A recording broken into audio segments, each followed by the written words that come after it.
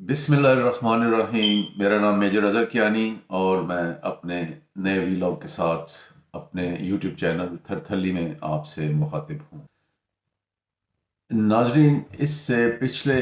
Vlog میں ہم نے سندھ طاس معاہدہ کی خلاف ورزی اور آخر میں دیامی بھاشا ڈیم کے بارے میں بات کی، اور کیونکہ ہمارے سننے والوں میں زیادہ تر لوگ سندھ طاس معاہدے کی خلاف ورزی سے زیادہ دیامی بھاشا ڈیم جو کہ ایک میگا پروجیکٹ ہے اور یہ ہمارے ملک کی کایا کو پلٹ سکتا ہے، تو لوگوں نے بھی ویلاگ کے اس حصہ میں زیادہ دلچسپی لی۔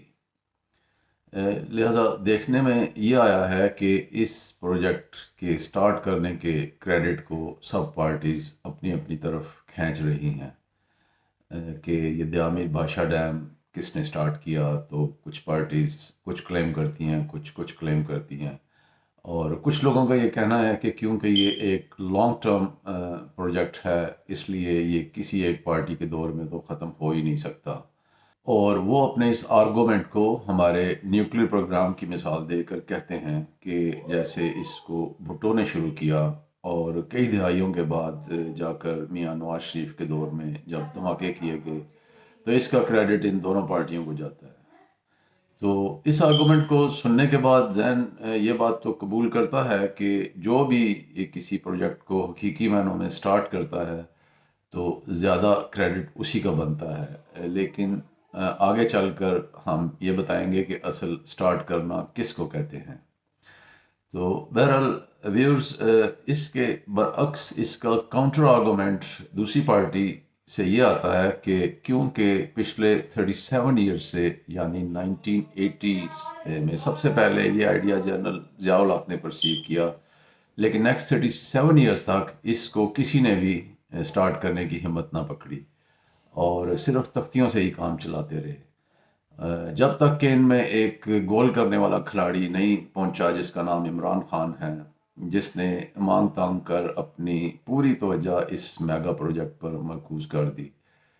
کیونکہ وہ جانتے تھے کہ اس کی کیا اہمیت ہے اور یہ چھوٹے موٹے پبلک کو خوش کرنے والے پروجیکٹ سے کہیں زیادہ اہم پروجیکٹ ہے جس کی پاکستان کو اشد ضرورت ہے۔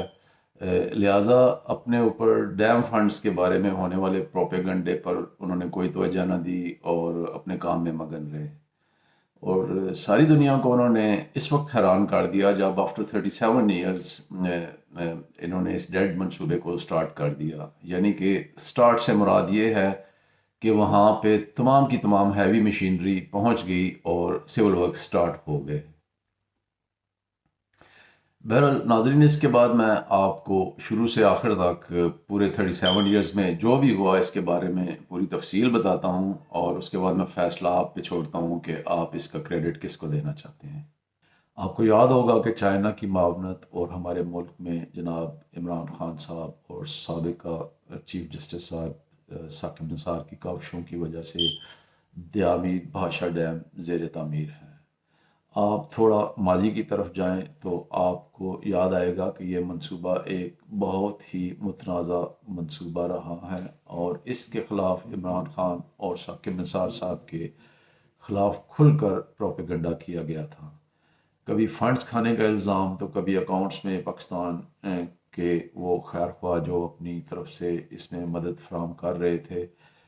ان کو یہ باور کروایا جاتا تھا کہ جس سپیڈ سے آپ فنڈز اکٹھے کر رہے ہیں اس حساب سے تو یہ ڈیم اگلے 200 سال میں بھی نہیں بن سکے گا۔ عمران خان نے کسی کی بھی نہ سنی اور وہ اپنے کام میں مگن رہے۔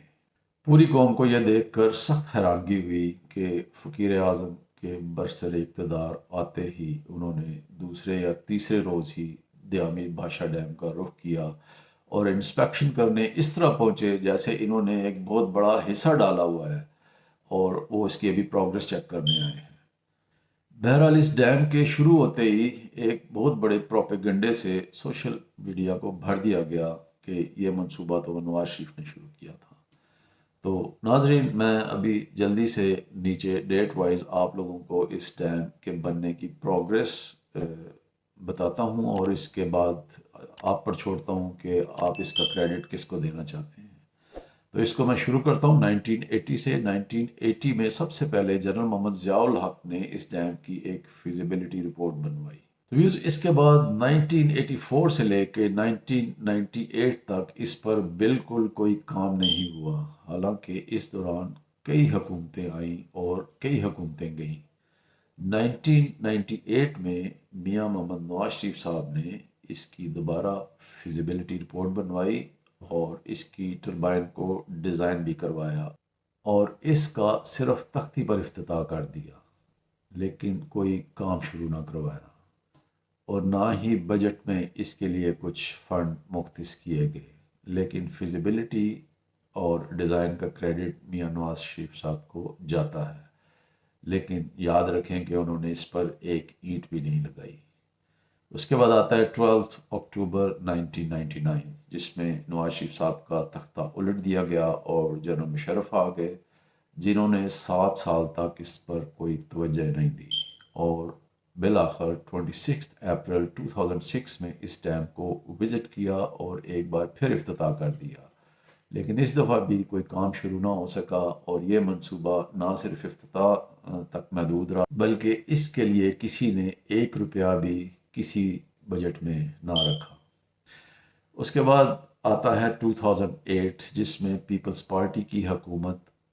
تھی، جنہوں نے 2010 میں ڈیم کے ارد گرد کی لینڈ ایکوائر کرنے کا حکم دے دیا اور اس پہ انہوں نے جو بھی اگر کسی کا ڈسپیوٹ ہے تو اس کے بارے میں بھی انہوں نے رپورٹ مانگی، لیکن بجٹ میں اس کے لیے انہوں نے بھی کوئی رقم نہ رکھی اور یہ سب کچھ زبانی جمع خرچی ہوتا رہا۔ 2011 میں یوسف رضا گیلانی کی حکومت آئی، انہوں نے بھی اس کو صرف وزٹ ہی کیا لیکن کوئی کام شروع نہ ہو سکا۔ 2013 میں نواز شریف صاحب دوبارہ آ گئے اور 6 ماہ بعد انہوں نے بھی لینڈ ایکوائر کرنے کے آرڈرز دوبارہ جاری کر دیے اور یہ سب کچھ پیپرز پر ہی ہوتا رہا، لہٰذا اصل سول ورکس شروع نہ ہو سکا اور اس دوران ان کی حکومت چلی بھی گئی اور پھر دوبارہ وہ 16 میں واپس بھی آ گئے اور 2017 میں انہوں نے دوبارہ دیامیر بادشاہ ڈیم کو وزٹ کیا، لیکن ابھی بھی کام شروع نہ ہوا اور یہ بدقسمت ڈیم 1980 سے لے کر 2017 تک 37 ایئرز گزرنے کے بعد بھی اس کا صرف افتتاح تک ہی پہنچا اور اس پر ایک اینٹ بھی نہ لگ سکی اور اس طرح کرپشن کی بنیاد پر میاں نواز شریف صاحب کو برطرف کر دیا گیا۔